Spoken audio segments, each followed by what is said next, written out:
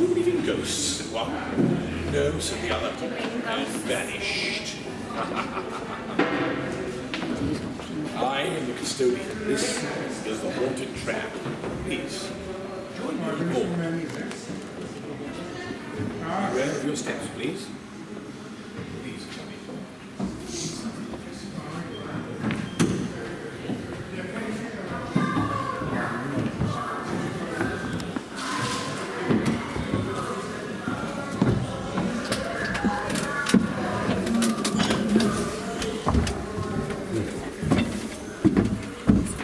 Thank you, sir. Most gracious. Thank you very much. Now, I'll pop that there for myself. Now then, everyone. Welcome. Welcome aboard the haunted tram. I dare say you're all very eager to have a couple of tales of the supernatural involving the very vehicle in which you now occupy. Well, I must ask you, please, be very vigilant and alert during your visit here, because it has been known for people who visit this particular part of the museum to vanish without trace. So, even now, even as I speak, the spirits gather. So, let us begin our journey beyond the veil. Oh, but first, a warning. Yes, indeed. You see, this tram is haunted by a very dark figure, a phantom of unknown origin or purpose. People who've seen the phantom, well, some of them lose their senses, others are not so lucky because, as I said before, they disappear, never to be seen again. So, it would be wise to remain seated upon the tram until instructed to do otherwise. All right? Excellent, thank you. You see the glass panels up over your heads, don't you? Those wonderful glass panels? Look lovely and harmless, don't they? Yes? Sources of light. No, not as innocent as you may think. They are reported to contain the essences, the souls, if you will, of people who did not heed warnings such as the one I just gave you. So, without further ado, let us begin with a story I call The Corpse Candle. There is a Welsh legend of the Corpse Candle. The Welsh call it a cynwys corff, a cynwys corff. The Corpse Candle is said to be a ghostly light that originates from a house, a home, where a death is about to occur. It follows the path of the future funeral procession through the streets of the town until it gets to the cemetery. And finally, the spot where it vanishes is the final resting place of the deceased. They had been known, however, to change their modus operandi or their habits from time to time. One case was that of a man called Jonathan Roberts. Now, John Roberts was a man who, well, he piloted this tram. He was the driver in the late 1800s. He and his conductor witnessed a corpse candle on no less than a dozen occasions in a very short time. It preceded the tram as the tram made its way back to the depot after a hard-working day. Of course, there would be some nocturnal passengers on board, and those night travelling passengers would also see this ghostly spectacle. And it was even more worrisome when they went past Mr. Roberts' house, because you see, the light would change course and make its way directly to Mr. Roberts' door, where it would vanish. A source, perhaps, of a lot of worry for the community. Mr. Roberts was a very well-liked man. Sadly, it soon came to an end. The phenomenon ceased only when Mr. Roberts, on parking the tram one night at the terminus, stepped off the bottom step of the tram, fell headlong, and sadly broke his neck in the fall, dying immediately. Now, some say he was not unfortunate. Some say he was worse than that. Some say he was pushed by the phantom. Whether that's truth or not, well, we'll never really know. It's open conjecture. It makes you think, doesn't it? Yes, it does. You see, poor John Roberts, his body may be gone. But you know what? His spirit still remains, because he never left this tram.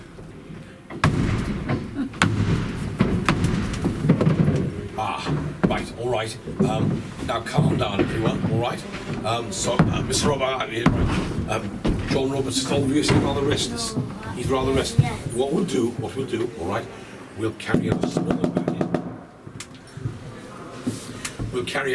banishment spell, which will exercise him. It'll get rid of him for a while. Please, follow me. We must do this outside the tram. Please follow me, everyone.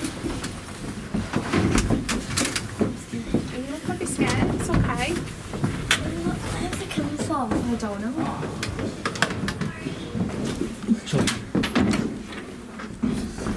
All right, everyone. Now, what we have to do?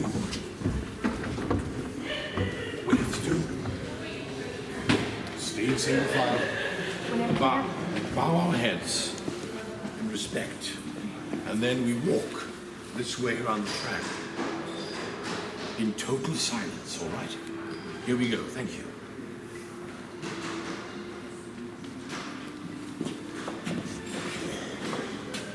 Down at all times, please.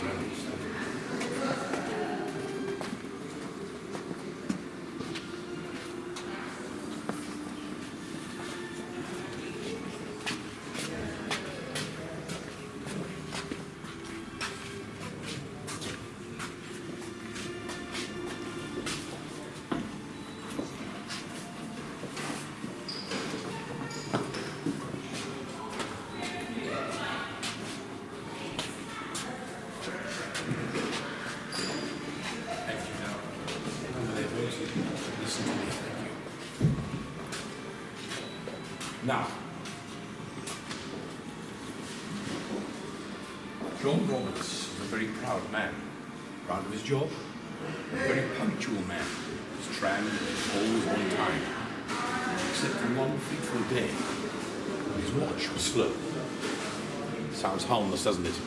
Changed John's life, I'm afraid, because you see, some more playful members of the community began to give him a nickname.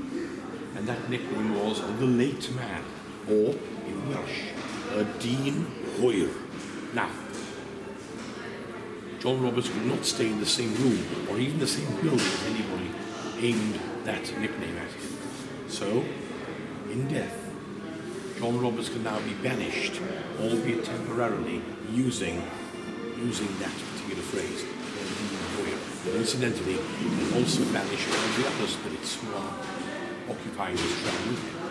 However, if you say the words wrongly, you'll invoke his spirit instead, and he'll become stronger, and so will the other less friendly entities who are aboard the tram with him. So, please join me in saying 3 times, Dyn Hwyr. Are we ready? Dyn Hwyr. Dyn Hwyr. Dyn Hwyr. Dyn Hwyr.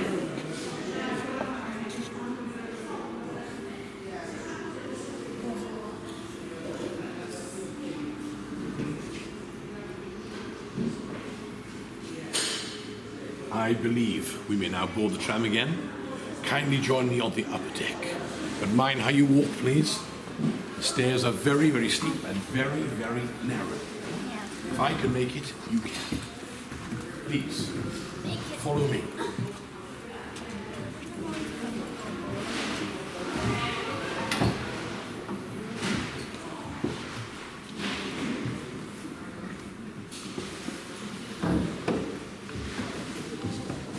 Yes, it's clear.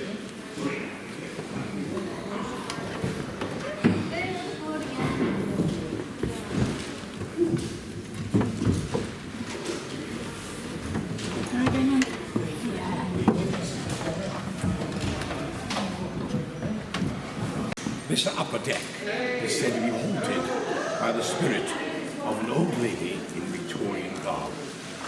She sits just there, happily knitting, oblivious to anybody else who sees her. It's nice to know, isn't it, that somebody like John Roberts still has a very satisfied customer. It really is. Now, unfortunately, earlier on, we had a problem on this very tram.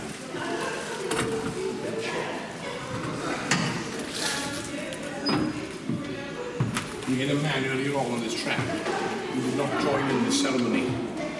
He sadly said Dean Hoyer wrongly 3 times, and that was a very bad thing to do. The phantom tends to come whenever that happens. Luckily, at the moment, I think we're safe.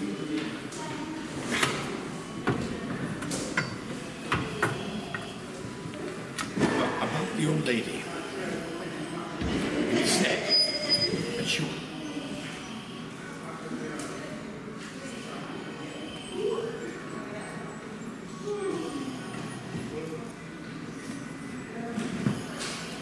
Oh, my lord, this is not John Roberts, the phantom. Who are you, sir? What is the reason for this haunting?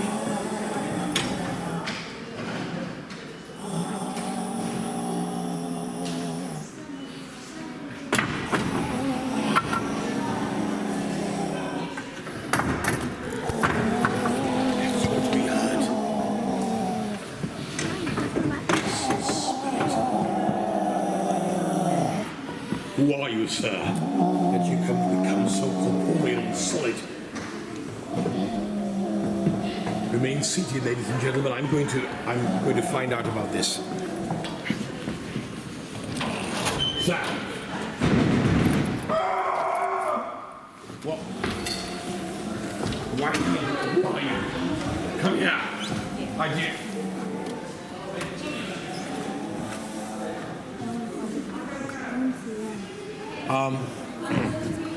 He's gone.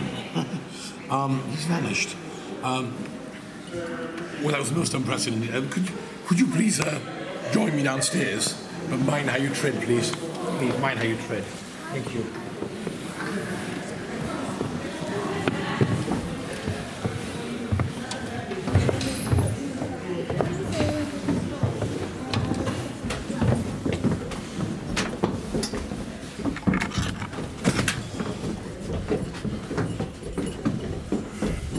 Please be seated one more time. Sit quite closely together if you can, because, thank you, we are going to have to hold another banishment ritual. I'm sorry about this. I should never have mentioned that man. Please, come in. Come in. Now, what we're going to have to do... Please be seated. We're going to need to hold hands. So, if we do this, and form a circle, please. Whoever we got with us. Thank you. Now, shut your eyes.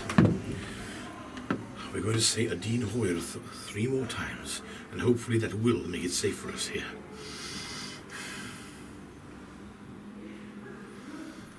And on 3, we'll say a Dean Hoyer together, all right? 1, 2, 3.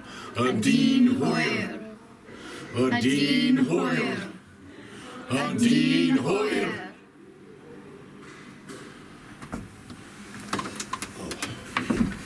Yes, that made a difference. I can feel it. Oh, I think we have actually satisfied the spirit of John Robertson. He's left us for now, and hopefully the phantom is nowhere to be seen. Good, excellent. Now, composure. I have another tale to tell, this time one with a little bit of levity in it, a little bit of comedy, but it does have quite an unhappy ending for one person, but nonetheless, I call it the Neath Union Warehouse story. Many years ago, again, in the late 1800s, a very kindly workhouse manager, yes, some such people did exist, gave shelter during a dreadful storm to a tramp. He showed the tramp the only room available, which was sadly the death house. There was an occupied coffin in there. Well, the tramp didn't worry. Any old port in a storm, he said. And so it was that the kindly workhouse manager brought the man some blankets, and he wrapped himself in them, placed another thick blanket on the floor, laid on the cold cobblestones, and then went to sleep. Well, ideally, he'd be asleep. However, in this instance, sleep did not come. No. You see, there was a dreadful draught beneath the door, which kept him awake, kept blowing on his face. Now, the tramp was a very canny man, and he thought, now him in that coffin there, he is not suffering from the draught. Now, if I was to put him where I am, and I was to go where he is, and I slept there for the night, nobody'd be any the wiser.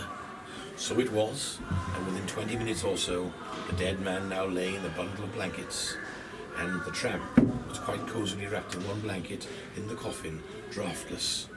And so it was, he fell asleep. Morning came, and with morning came the workhouse manager, who was kindly bringing a large bowl of wonderful steaming porridge for the tramp. So, in he walks. Got some porridge here for you, he said to the bundle on the floor, as if he was going to get an answer from that. The workhouse manager said, must be a bit deaf. So he gave him a little nudge with his boot. He said, I've got some porridge here for you, he said a bit louder. The tramp sat up in the coffin immediately and he said, well, if he doesn't want it, I'll have it. Well, you can imagine what happened. The poor workhouse manager, he was such a sensitive man, he dropped dead from a heart attack. He used to be a very regular customer on this tram. Now he's a permanent resident. Anyway, not all ghosts are bad. It's like people. There are bad ones and there are good ones. And I have a very good story here about a very good ghost. Yes, he's a nice ghost out there. Let me tell it to you. This is the story of a young man called Colin, who, in the year 1989, got lost in Skewing Woods with his friends on a little hiking trip. It was getting dark, and the mist was rising from the damp forest floor. His friends said, we're going to need a guide dog at this rate, the way things are going on. We'll never get out of here. And with that, the yapping of a dog met their ears. And towards them, coming out of the mist, was a small, friendly Jack Russell Terrier. White in colour, wiry hair, with brown patches on his little body. He sat down. He held one paw in the air and looked at the lost party. Well, they all, what a good little dog. Hello. No, he wasn't having any. He would not be petted. No matter how close people tried to get to the dog was maintained a distance over 5 to 6 feet away from anybody who tried to touch him. But his body language said, follow me, follow me. And so everybody thought, he must belong to a local farmer, which means there's a farm nearby, which means we will have shelter for the night, which is a great thing to have. So they followed the dog. As they were following the dog, Collins thought to himself, wow, that dog looks a lot like my old pet Rob, who ran off years ago. I wonder what happened to him. Wow. Anyway, let's keep following the dog. So they continued to follow the dog. Within half an hour, they were at the edge of the woods, looking at nothing more than or less than their parked car sitting there right next to the old tram rails. The dog, staying in front of them, then galloped, ran, trotted if you like, to the tram rails, and he sat there. He turned to face them, fixed them with a very steady gaze, held his little paw in the air, and then dissolved into the mist, vanished as if he never existed. Well, everybody was completely stunned. They got in the car, went home. Now, Colin's a grown-up, so obviously he didn't live with his mum and dad. So when he went to visit his mum and dad a few days later, he sat down and he told them of what had happened. His dad looked very serious. And he said, son, I'm sorry to inform you But Rob never ran off. Rob never disappeared forever. Well, he did, but in a different way. We were saving you some heartache, my boy, he said. You see, Rob was run down by a car and killed next to the old tram rails, the Eskewing Woods. Food for thought, ladies and gentlemen. What food for thought? Well, proof positive, I think, that ghosts are not all good and they're not all bad. But nonetheless, proof again that there's a place beyond our own, a realm beyond our own, where ghosts and spirits wait and watch and simply wait for a time of year called All Hallows Eve, when the veil thins to the point where they can join us, we can join them. A wonderful thought for our loved ones to be there, I think, watching us. I hope your loved ones watch you this All Hallows Eve. I really do.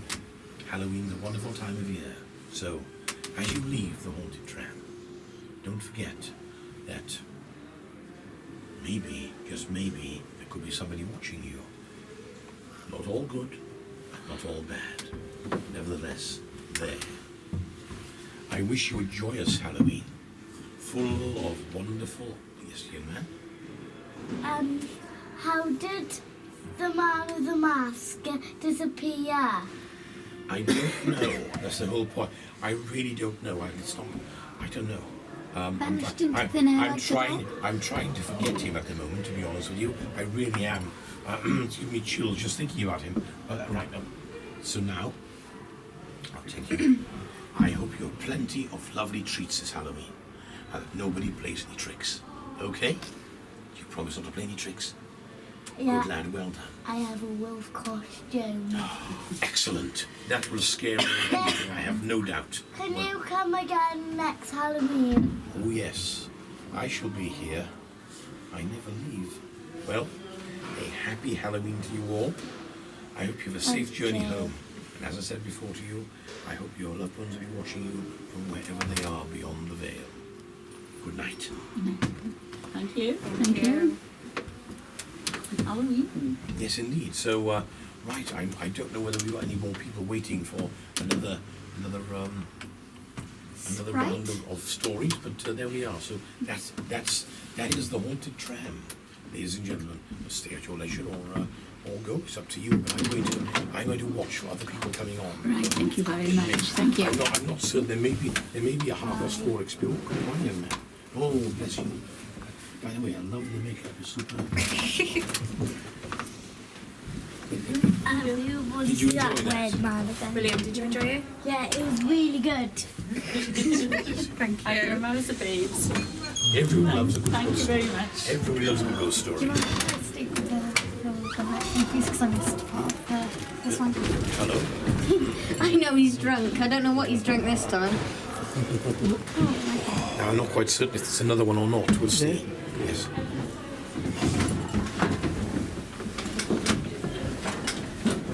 Happy Halloween. Happy Halloween.